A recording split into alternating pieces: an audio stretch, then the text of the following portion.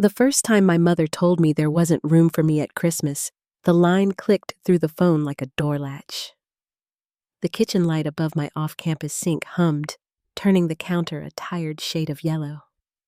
Steam rose from a chipped mug of instant cocoa thin as dishwater. Outside, sleet needled the window, tapping a rhythm that felt too pointed to be weather. I pressed the phone to my ear and said I could sleep on the couch. She filled the silence with reasons: Grandma's hip, too many cousins, not enough beds, each one as neat as folded napkins. When the call ended, my little apartment felt louder than the whole house I'd just been barred from. Before I go on, tell me where you're listening from down in the comments. And if you've ever been told you didn't belong in your own family, hit that like button and share this with someone who'll understand. Make sure you're subscribed so you never miss the next chapter of stories like this. To understand how that one sentence rearranged my life, you need to know how the ground had been shifting for years. I grew up under a roof of quiet rules and louder expectations in a brick colonial outside Boston with an oak table that bore the family's entire weight. My father, Thomas, was a high school principal who measured worth in grades and posture. My mother, Jennifer, taught English and could catalog a person's value by their diction and shoes. My brother Jackson learned early that the house turned toward him like flowers to a window. He had an easy grin and shoulders made for team photos. I had checklists, stacked notebooks, and a habit of reading the fine print twice. The imbalance never arrived with thunder. It seeped in like cold air under a door. When I set up a lemonade stand at 8, then 2 more up the block and split profits with neighborhood kids, my mother called it cute a summer phase. When I printed babysitting cards at 13 and scheduled 3 families on a Saturday, my father patted my head and warned me not to get carried away. But when Jackson scraped by with a B+ in a class he rarely attended, there were high fives, a celebratory pizza, and talk about effort as if it were a medal. At the oak table, praise came with a map that always routed around me.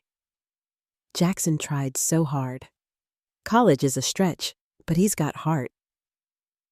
The subtext met my eyes like a porch light that never switched on. Ariana will be fine anywhere. She's the sensible one. Sensible was the neat little box they set on my plate while passing Jackson the roast. By junior year, I knew where I wanted to go, Wharton, because I had spreadsheets of scholarships and pages of notes about programs that taught more than just theory. The night Jackson needed help transferring out of his state school, the living room became a command center. Tuition comparisons, application deadlines, flights for campus visits. My parents worked the phones, then pulled out the credit card. When I asked for the same support, my mother said the budget was tight and suggested I apply to a good state school because, in her words, you'll shine anywhere, honey. There's a way to say you're capable that feels like love, and another way to say it that feels like the door closing behind you. I took a weekend job at a cafe, added 2 tutoring clients, and started keeping my own ledger tips, hours, goals in pencil, then pen. I learned to count the small victories, a scholarship that covered books, a manager who taught me the register's secrets, a late bus that forced me to run in the rain and arrive breathless, laughing at myself. The Wharton letter came in a white envelope with my name sharp as a bell. I stood under the porch light to open it because I wanted the moment lit. I got in partial scholarship attached. My father looked over the award and said, "That's going to be very expensive." The sentence didn't carry malice, only gravity. It still landed like a stone. I said yes anyway. I signed the loans. I stacked my schedule so tight it squeaked campus cafe at dawn, library desk, in the afternoon, front desk at a small hotel on weekends. I learned the warm voice you use when people stumble in at midnight with bad news in a suitcase. I learned thread counts and the exact angle a pillow needs to look like an invitation. I learned how to make a stranger feel held without touching their hand. It all felt like building something out of thin air. And then the Christmas call. "About Christmas, honey," my mother began, and with those 3 words I heard the careful script unroll. Aunt and uncle were coming, the cousins too.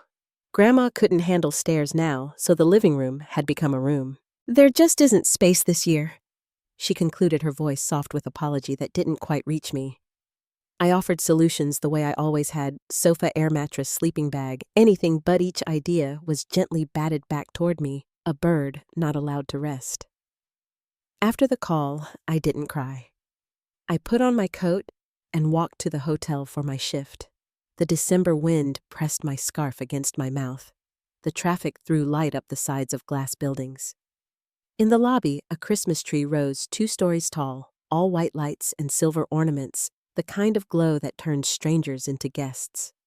I worked the front desk until midnight, printed confirmations, calmed a woman whose flight had been canceled, and found a room for a grandfather who arrived with a paper bag full of prescriptions and a look that asked for mercy. When I got back to my apartment, I made cocoa again, thicker this time, and sat with it until it went cool. 2 days later, I made the mistake of opening Instagram. There they were, on my mother's feed, the house lit up, candles in the windows, the tree shimmering in the living room that had supposedly become a bedroom. Jackson smiled with his arm around a new girlfriend in front of the mantel where our stockings had always hung. The caption read, "Full house this Christmas," with a row of sparkling emojis that felt like a laugh. I set my phone face down on the counter and listened to the radiator hiss. That picture didn't break me. It did something steadier. It turned a vague ache into a straight line. Pain rearranged itself into a plan, the way furniture shifts in a room you need to love again. I volunteered for double shifts so the single parents on the team could be home. I learned back-of-house logistics from a manager who liked my questions. On Christmas Eve, I brought coffee to the housekeeping team and folded towels until my fingers were wrinkled. I liked the heat of the laundry room and the rhythm of cloth becoming crisp. I liked the way effort for once made something immediately softer. When the semester restarted, I moved through campus like someone who had put something heavy down and discovered she could still walk. Eleanor Matthews, a regional director who'd come in to consult, noticed I never left a guest standing alone at the desk with their hands empty. She taught me to read a lobby the way a conductor reads a score. She said, "People won't remember the thread count. They'll remember whether you saw them." I wrote it in my notebook and underlined it twice. I told myself the Christmas exclusion was a misunderstanding. I told myself next year would be different. I told myself that because believing otherwise felt like treason. The year I graduated, Jackson's transfer was old news, but the family script hadn't changed. At the oak table, my wins were interesting, but his milestones were banner-worthy. My offers came in operations trainee programs with health benefits and predictable ladders.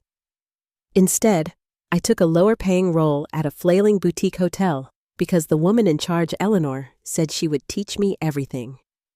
My father shook his head slowly, the way men do when they love you, but can't imagine the thing you're seeing. "A steady paycheck, Ariana. You're young. Be sensible." Sensible, always the word. Those early months at the Regal in Philadelphia taught me the math of grace. I woke at 5 to help strip rooms, then watched how maintenance triaged squeaky vents and leaky faucets like surgeons. I learned to greet vendors by name and ask about their kids. I ran occupancy forecasts and stayed late to check in a bus tour we weren't expecting. My shoes lived behind my desk because some nights my feet begged for mercy. By year's end, the hotel's numbers lifted just enough to earn us a second chance with ownership. Eleanor's eyes crinkled when she smiled at the quarterly report. She slid a file across a sticky diner table and said, "You see angles. Most people only see walls. I called my parents that night because a part of you always calls home when something good happens." My father answered during a football game, the roar of a crowd blurring his words. I explained the turnaround and the potential for new properties. He said, "Sounds risky. Hotels fail all the time, and then you're smart. You'll land on your feet as if what I needed was a parachute instead of a runway." I told myself not to mind. I circled the numbers on my own. When we reopened our first full renovation, I walked through the lobby before dawn. The marble gleamed like ice. The florals smelled faintly of pepper and green things. I ran my fingertips over the brass letters on the wall, the Prescott, and felt a small current under my skin. I hadn't named it for them. I'd named it for me, the same letters, different meaning. Standing there, I realized a name can be a mirror or a door. I chose door. You'd think the injustice ended the day I hung those letters. You'd think that's where I tell you my parents arrived with flowers and a speech that made everything right. The truth is quieter.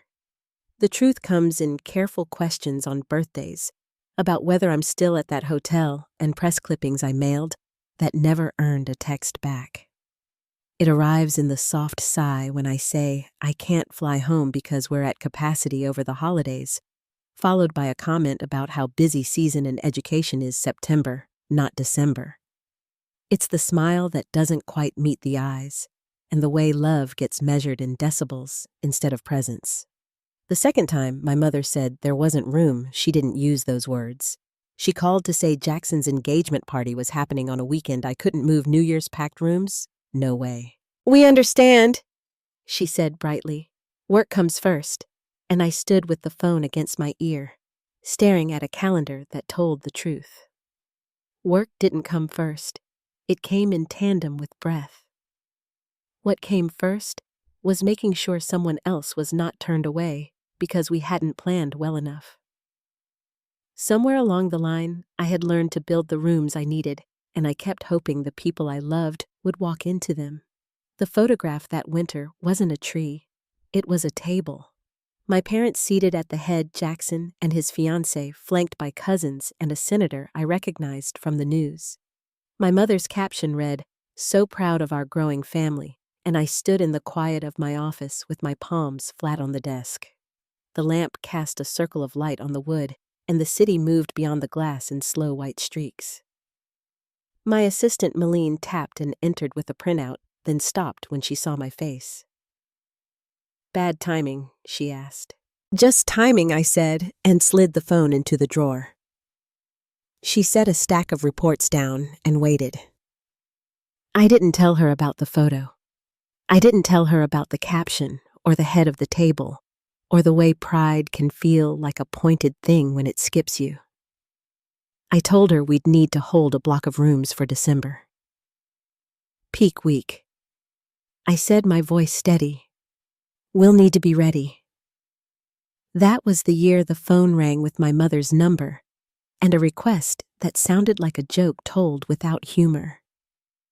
"Everything decent in Manhattan is booked," she said, airy and breathless. "Do you think your manager might be able to help us find 15 rooms?"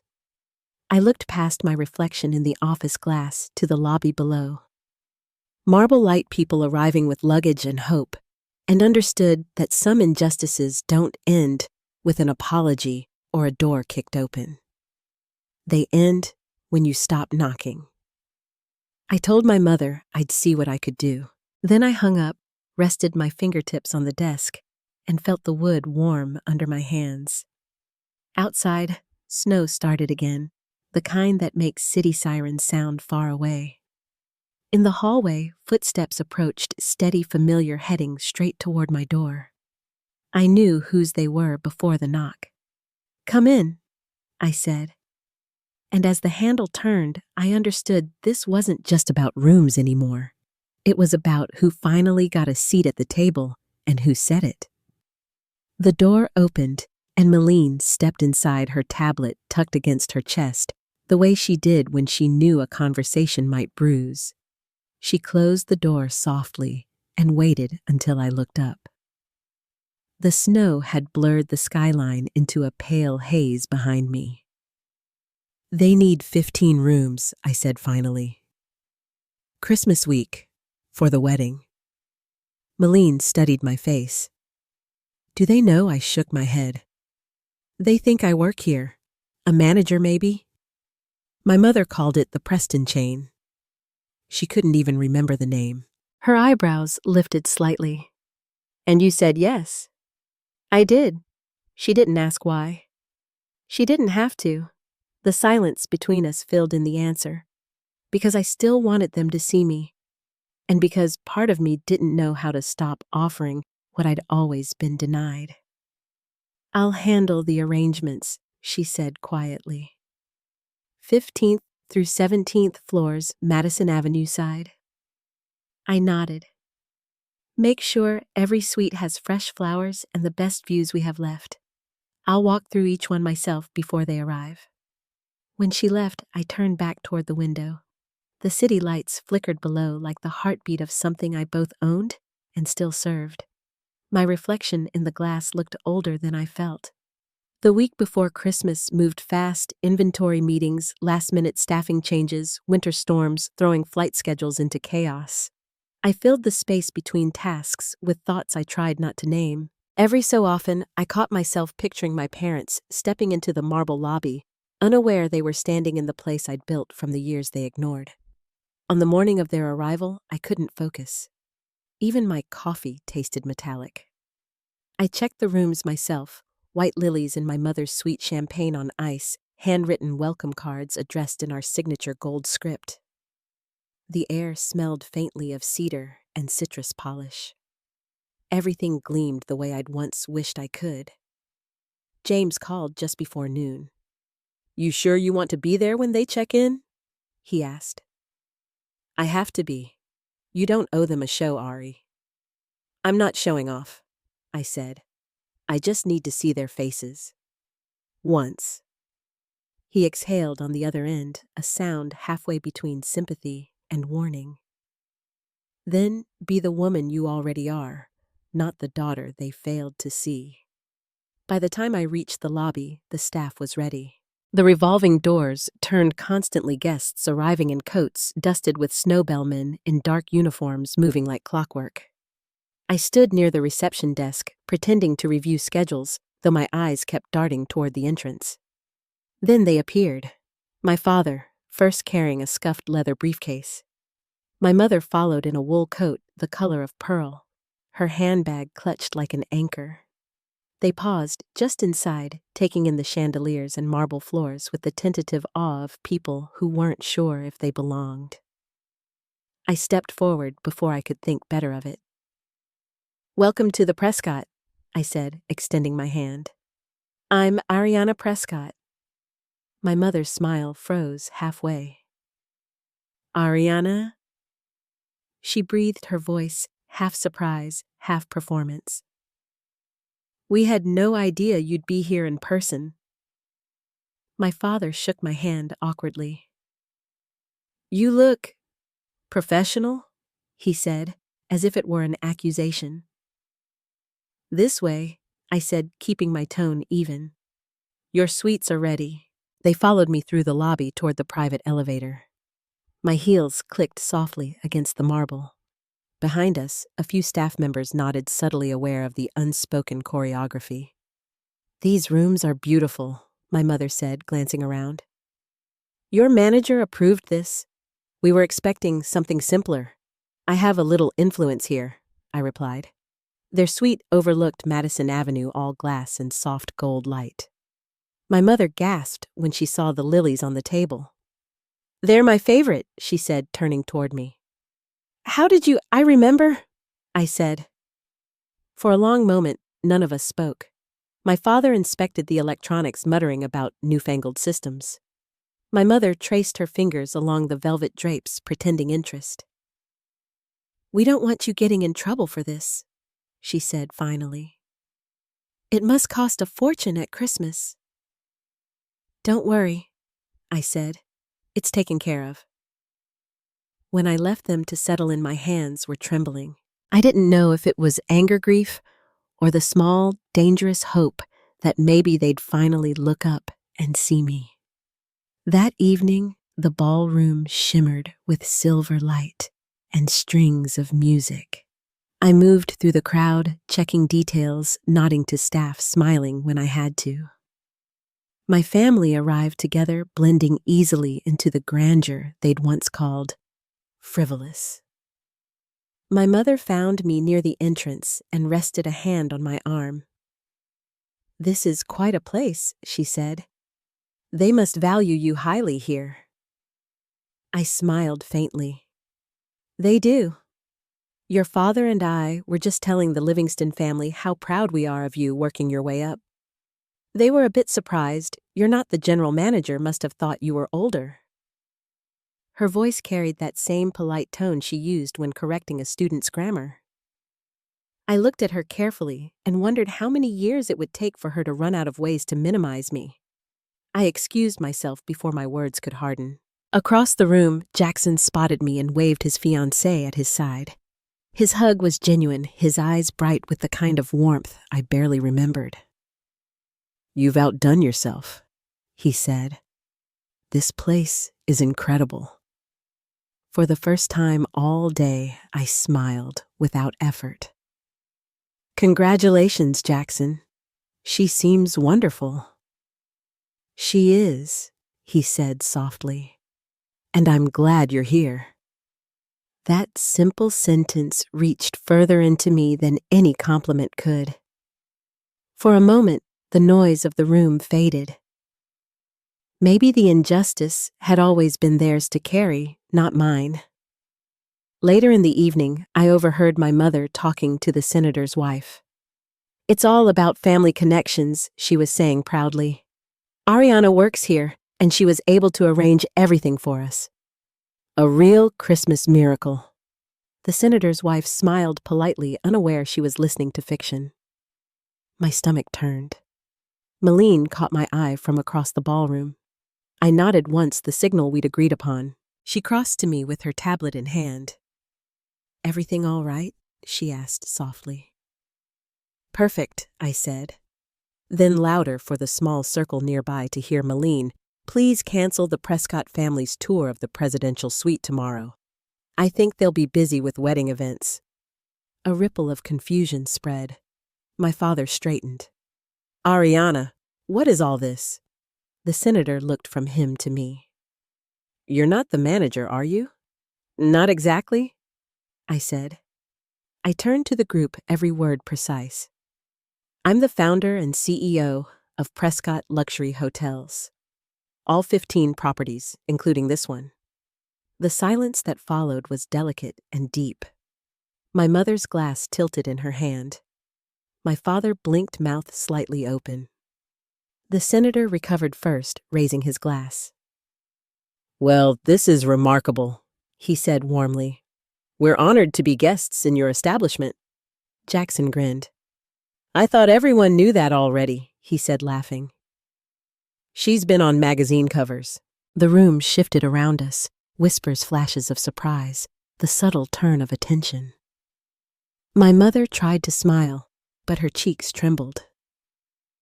"We've always been proud," she murmured. "Always."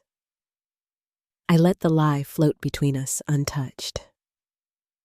When the reception ended, I slipped out before anyone could corner me. The elevator doors closed on the fading music, and for the first time all night, I exhaled.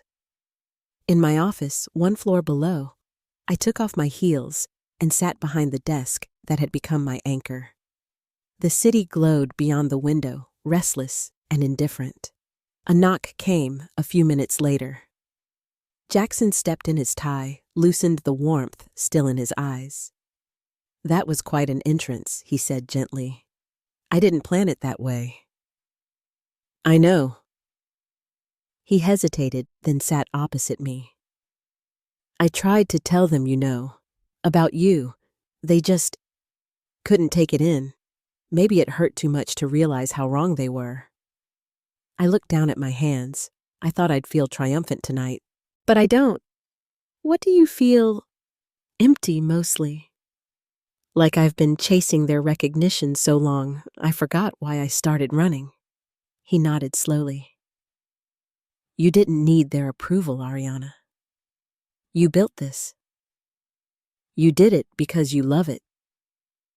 I studied his face, so familiar yet softened with understanding. "You're proud of me," I said quietly.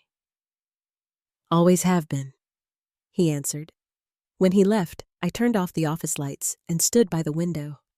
Snow had started again, falling thick over the city. Below, a doorman helped a couple out of a cab holding an umbrella above them. The sight pulled a small, unexpected ache through me, something tender and human. Maybe justice didn't look like victory after all. Maybe it looked like knowing I'd done enough even when they hadn't. The phone buzzed on my desk. My mother's number lit the screen. I let it ring once, twice, then answered. Her voice was careful, bright. "Your father and I were wondering if you'd join us for breakfast in the morning. The Belgian waffles are divine here." I closed my eyes. "I'll see if I can make time," I said. When I hung up, the snow kept falling. The city outside moved in slow silver streaks, and I understood the next part of the story wasn't about proving anything anymore. It was about deciding what kind of peace I was ready to allow back in.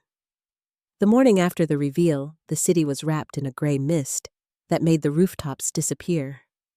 I stood at my window with a cup of coffee, watching the light break through, slowly, the same way understanding does after a long night. The phone on my desk buzzed once. It was a text from James, 3 simple words.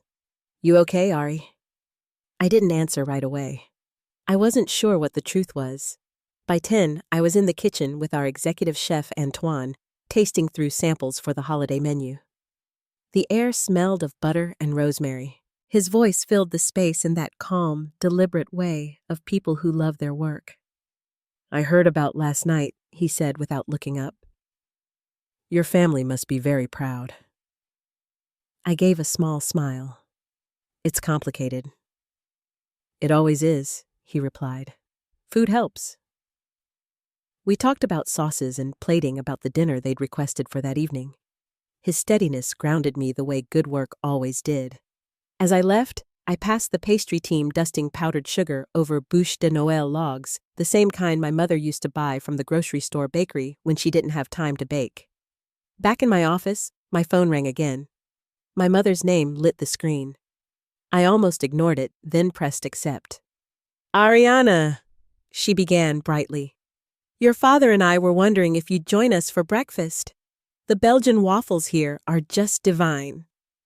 Her tone was the same one she used for PTA fundraisers, too cheerful to be casual. I kept my voice level. "I've already eaten, but thank you."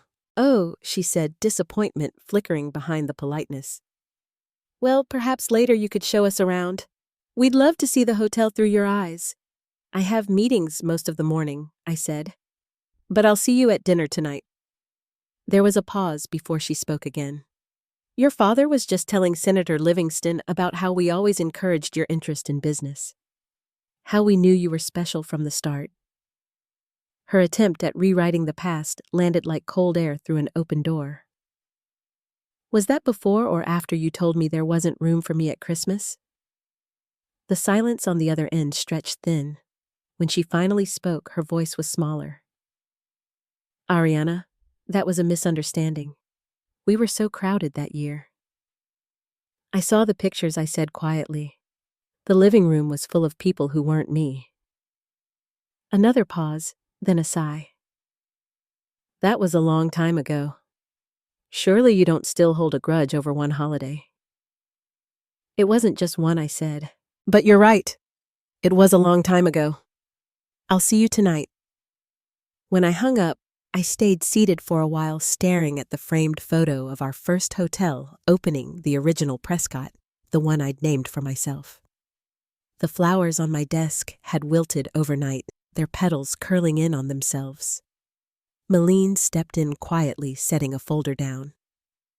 "Everything okay? It will be," I said, though I wasn't sure yet if that was true. The day moved like water, slow and heavy. I spent the afternoon walking through banquet spaces, approving final details for the wedding and the private dinner I'd arranged for the families.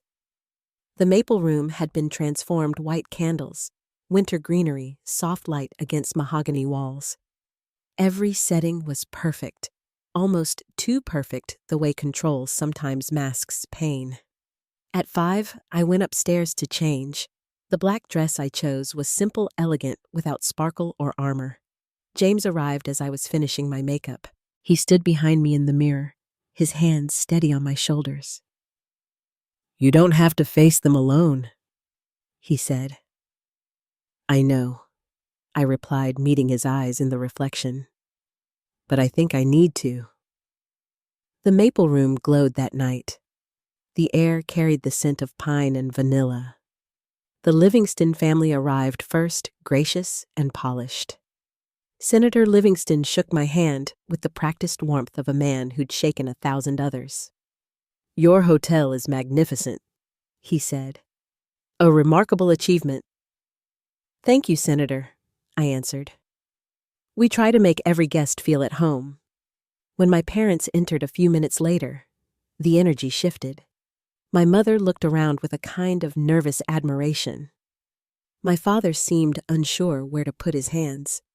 Jackson followed behind them, his face open and kind. Dinner unfolded in careful choreography. Conversation stayed light, weather travel, the beauty of New York at Christmas. My parents played the part of proud hosts, telling stories polished enough to hide the cracks. "Ariana always had drive," my father said. Even as a little girl, she was organizing lemonade stands. We knew she'd be successful. Across the table, Jackson caught my eye and gave the faintest smile, the kind that said, "I know the truth too." When Mrs. Livingston remarked on how lovely it was that I'd named the chain after the family, I said quietly, "Actually, I named it after myself." My mother jumped in quickly, her voice high with laughter. "Of course, but we're just so proud to see our name on such beautiful properties." I let the words pass. Dessert arrived, Antoine's masterpiece, a snow-white cake that gleamed under the candlelight. The senator raised his glass for a toast. "To family," he said, "and to new beginnings." I lifted my glass, met my parents' eyes, and felt something shift. There, beneath the layers of performance, was the faintest trace of regret, real and raw. For the first time, it didn't sting. It just existed. After dinner, as guests lingered and the staff began to clear plates, my mother touched my arm. "The evening was perfect, Ariana. Truly." She hesitated, her hand trembling slightly. "I don't think I realized until last night the scope of what you've built." "Thank you," I said. She looked down, then back up again. "Your father and I may not have understood your choices, but we see it now. You've created something extraordinary."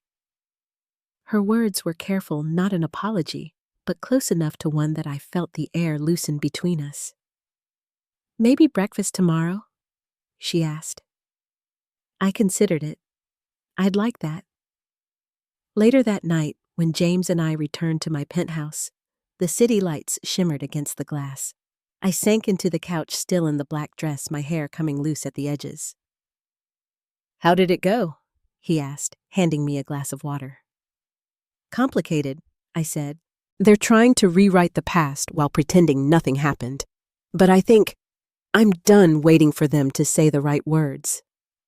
"Does that bother you?" "Not as much as it used to.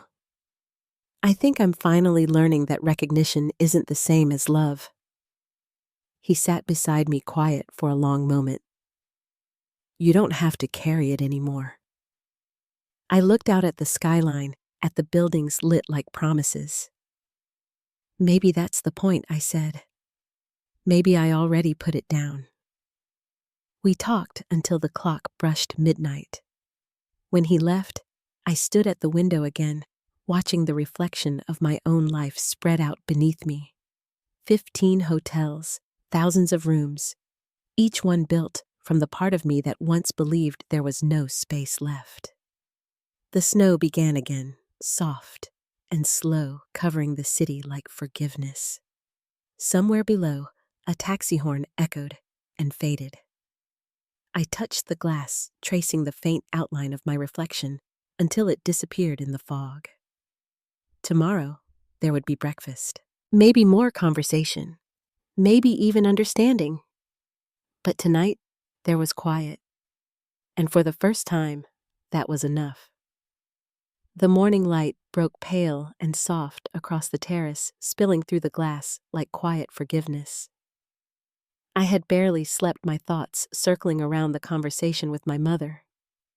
Her voice had carried something I hadn't heard in years, hesitation, maybe even regret. But the old ache still hummed beneath it. The city outside was already stirring, the sound of taxis and distant horns mixing with the steady rhythm of the hotel below. I dressed slowly, choosing a gray wool coat and a scarf the color of winter sky. Downstairs, the staff greeted me with their usual warmth, though I caught the careful looks that followed sympathy mixed with respect. The story of the reveal had already made its way through the building.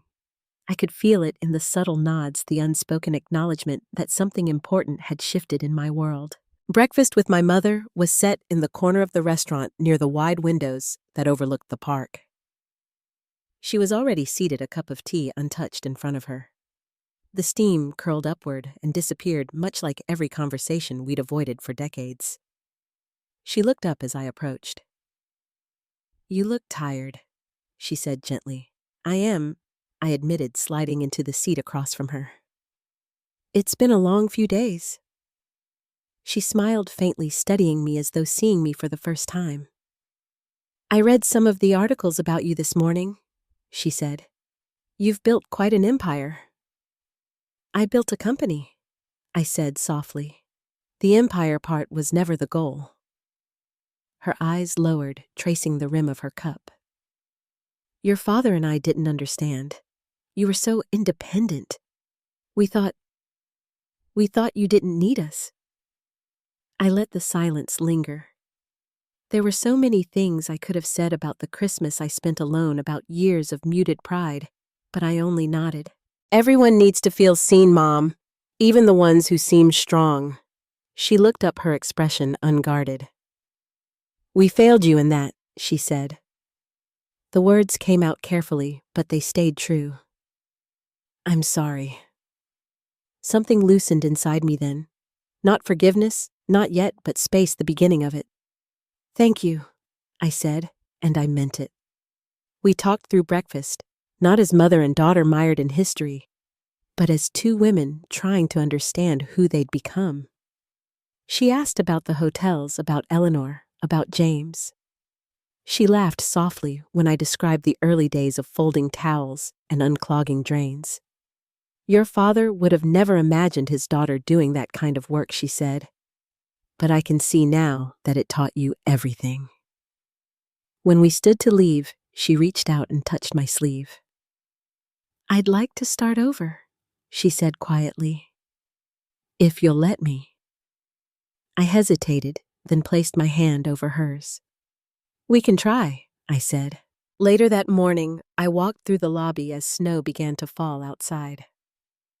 Guests hurried past with shopping bags and scarves, their laughter echoing off the marble floors. For a moment, I stood near the tree in the center of the room, its lights blinking softly against the glass ornaments. It was the kind of scene I'd spent years creating for others: beauty, warmth, belonging. For the first time, I felt like I belonged in it too. By afternoon, the hotel was alive with preparations for the wedding. Malene handled the logistics with her usual precision, her earpiece tucked neatly behind one ear. "The Livingston family is requesting extra seating near the front," she said, scanning her tablet. "Do you want to approve the new layout?" I smiled. "If they're happy, that's all that matters." She studied me for a moment. "You're different today," she said. "Maybe I'm just tired of carrying old stories," I replied. She nodded, understanding, without another word. That evening, the grand ballroom glowed like a winter dream. White roses lined the aisle, and crystal chandeliers shimmered above the crowd. I stood in the back for a moment before taking my seat, watching as Jackson waited near the altar, his face calm but full of anticipation. Sophia appeared a few minutes later, radiant in lace and soft light. The music swelled, and every breath in the room seemed to still. When she reached him, Jackson's hands trembled slightly as he took hers. I felt something tighten in my chest, a quiet pride, not just for him, but for how far we'd all come from that narrow vision of family that once defined us. The ceremony moved like a song, vows, promises, laughter breaking through tears. When it ended, applause filled the room, and I realized my own hands were shaking. James leaned close and whispered, "You okay?" "Yes," I said, smiling through the emotion. "For once, I really am." At the reception, the tables glimmered under candlelight. My father found me near the edge of the dance floor. He looked smaller somehow, his confidence worn down by something gentler. "Your mother told me about your breakfast," he said. "She said it went well." "It did," I said. He nodded, his gaze steady.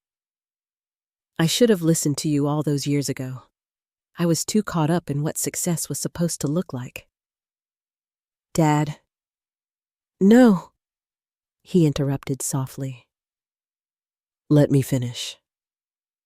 He took a breath, the kind that comes before an apology that's been a long time coming. "I'm sorry, Ariana, for not seeing you, for not believing in you. I can't change what I did, but I'd like a chance to know the woman you became." His words hung in the air like fragile glass. I searched his face, the same one that used to glance past me at the dinner table. This time, his eyes didn't look through me. They looked at me. "I'd like that," I said. He smiled, then just barely, and extended his hand. When I took it, I felt something unclench in my chest.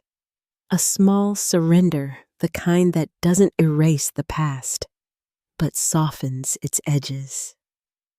Later, when the music shifted to a slower song, my grandmother found me sitting by the window, her cane resting beside her chair. She had always been quiet, watchful, the kind of woman who saw more than she said. "I always knew you'd outshine them all," she said, matter-of-factly, her voice gravelly with age. "Even when you were little, you had that light. They just weren't ready to see it." I smiled, touched by her certainty. "You never told me that." She tapped her cane lightly against the floor. "Didn't need to. You knew it anyway." I looked toward the dance floor, where my parents swayed awkwardly under the chandeliers, their movements unsure but trying. My grandmother followed my gaze. "They loved you the only way they knew how," she said. "But that doesn't mean you have to shrink to fit it." Her words lingered long after she left my side. They reminded me that love, like light, doesn't always come from where you expect it reflects. It bends. It finds new paths. Near the end of the night, I slipped out onto the terrace for air. The city stretched beneath me, glimmering like 1,000 open windows. James joined me, draping his jacket over my shoulders. "Penny, for your thoughts," he asked, his breath visible in the cold. "I'm thinking about rooms," I said quietly. "All my life I've been fighting for space in this family, in this world, and somehow I ended up building entire buildings for other people to feel welcome in." He smiled, his hand finding mine. "Sounds like poetic justice." "Something like that," I said, leaning against him. "But I think I'm finally ready to stop defining myself by what they didn't give me." He looked at me with a tenderness that steadied the air between us. "So what now?" "Now," I said, watching snow drift across the skyline, "I start building something new, rooms filled only with people who know how to stay." Inside, laughter carried through the glass doors, mingling with the faint hum of the band. For once, I didn't feel outside of it. I was part of something quietly on my own terms. And as the night deepened, I realized that justice wasn't about their regret. It was about peace, the kind that comes when you no longer need the apology to feel whole. The city woke under a sky brushed with pale gold, and for once, I didn't feel the need to rush into it. The snow from the night before had softened into slush along the sidewalks, the world washed clean by the quiet warmth of morning. From the terrace outside my penthouse, I could see the hotel entrance below, guests stepping out with scarves, bellmen calling taxis, the slow rhythm of another day beginning. The chaos of the past week had lifted like mist. What remained was calm. Inside, the scent of coffee mingled with the faint sweetness of pine from the tree I'd asked to keep up through New Year's. I sat at the breakfast table, still wearing James's jacket over my shoulders from the night before. He joined me a few minutes later, hair tousled, smile soft. "You didn't sleep," he said. "I didn't need to," I answered. "It's strange. Everything feels lighter." He poured himself coffee and leaned against the counter. "Peace has a way of arriving quietly," he said, "almost like it's afraid you'll chase it off." We ate in silence for a while, both of us watching the city wake. My phone buzzed once, a message from my mother. "Breakfast downstairs. Just us." The words were simple, but I could feel the careful effort in them. I looked at James. "You should go," he said gently. "You'll know what to say." The restaurant was already busy when I arrived, the low murmur of conversation rising beneath soft jazz. My mother sat by the window, a teapot between her hands, the steam curling like a delicate secret. She smiled when she saw me, nervous but hopeful. "I wasn't sure you'd come," she said. "I almost didn't," I admitted, taking the seat across from her. "But I think I needed to." She nodded slowly. "Your father's joining Jackson and Sophia at the chapel this morning. I thought we might have a moment before everything fills up again." The waiter poured tea for both of us and left us alone. For a few minutes, we just sat there, two women connected by blood but divided by years of misunderstanding. Then quietly she began. "I spent last night thinking about you," she said. "About all the times we told ourselves you didn't need our help because you were strong. We mistook your strength for distance and our pride. For parenting." Her voice trembled slightly, but she didn't look away. "I'm sorry for that, Ariana. I can't undo it, but I can stop pretending it didn't happen." The apology settled between us like snowfall, soft, almost soundless, but deeply felt. I took a slow breath, the kind that makes space for something new. "I believe you," I said, "and that's enough." She smiled, relief brightening her face. "You're so much like your grandmother. Do you know that? Always steady, always seeing more than people think you do." She told me once, I said, remembering Margaret's words, that I didn't have to shrink to fit anyone's love. My mother nodded. "She said the same thing to me when I was your age." I wish I'd listened then. We ate in companionable quiet, after that, the kind that doesn't need filling. Before she left, she reached across the table and squeezed my hand. "Merry Christmas, sweetheart," she whispered. When she walked away, I stayed for a while, watching her blend into the crowd, not as the woman who'd once turned me away, but as someone finally learning how to meet me halfway. Later that morning, Jackson stopped by my suite before heading to the ceremony. He carried a small wrapped box and the same easy smile that had softened our family's hardest years. "This is from Sophia and me," he said. "We figured you'd never buy yourself anything sentimental." Inside was a photo in a silver frame, the three of us standing together at last night's reception, laughter mid-air, my parents blurred behind us in motion. "It's not perfect," he said, rubbing the back of his neck. "But maybe that's why it feels right." "It's more than perfect," I told him, my voice catching. He gave me a quick hug, warm and genuine. "You've always been the anchor, Ari. I don't think any of us realized it until now." After he left, I placed the photo on the mantel beside a small ceramic star, the ornament he'd given me days earlier, the one I made in 4th grade. It caught the morning light just right, casting a faint shimmer across the room. By noon, the chapel bells began to ring. I stood by the window and watched guests file into the courtyard below their breath, visible in the cold air. My parents walked arm in arm, slow but steady, their movements careful and deliberate. It struck me then how time humbles us all, how the years take our certainties and hand back perspective instead. James found me there, wrapping his arms around my waist. "You're quiet again," he said softly. "I'm just thinking," I replied. For the first time, I don't feel like I have to prove anything. Not to them, not to anyone. He kissed the side of my temple. That's what freedom feels like.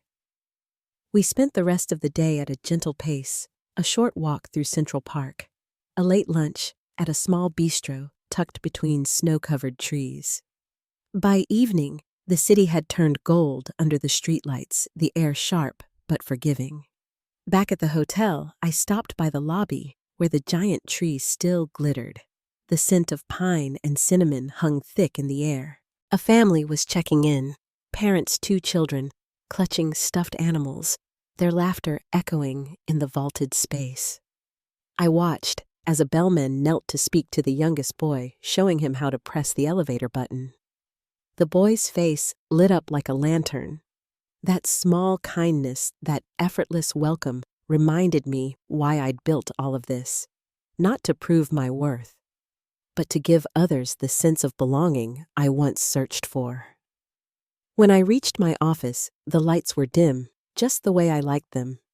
I sat for a while, looking at the framed photos that lined the wall, the first hotel opening, the Baltimore renovation, the magazine covers that had meant so little compared to this moment.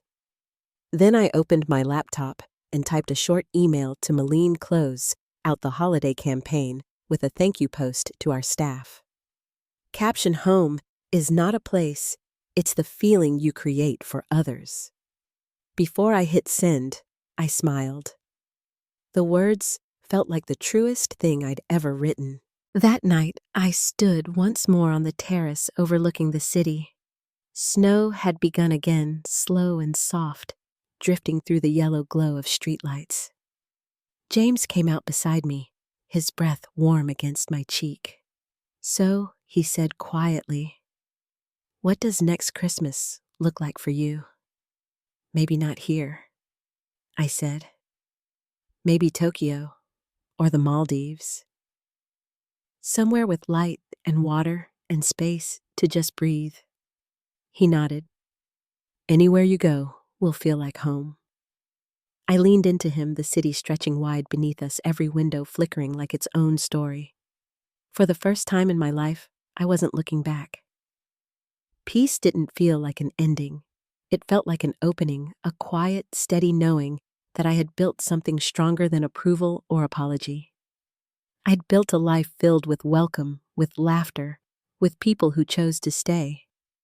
And as the snow kept falling, I realized the greatest luxury I'd ever created wasn't the hotel chain that bore my name. It was the space within myself that no one could take away again. Some wounds don't fade because someone says sorry.